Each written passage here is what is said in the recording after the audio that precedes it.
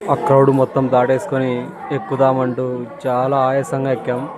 Finally ఒక గోపురం అయితే దాటేసాం. రెండో దానికి కూడా చేరుకున్నాం. ఇక్కడ చూస్తే చాలా ఎత్తుగా అయితే ఉంది, కానీ మా వాడు నడచడానికి చాలా అవుతుంది. 400 స్టెప్స్ రీచ్ అయ్యాను ఆనందంలో ధనానికి కూర్చుని వేసినాడు. తర్వాత మళ్ళీ స్టార్ట్ అవ్వాలి కదా అని ఆలోచిస్తూ మళ్ళీ వెళ్తూ ఉన్నాడు. అలాగే ఇంకో గోపురాన్ని కూడా దాటేసాం.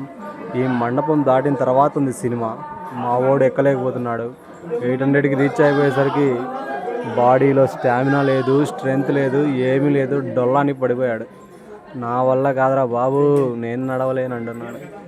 అందుకే ఏం చేద్దామని పక్కనే సోడా షాప్ ఉంటే అక్కడికి వెళ్ళి ఒక లెమన్ సోడా కొట్టించాం.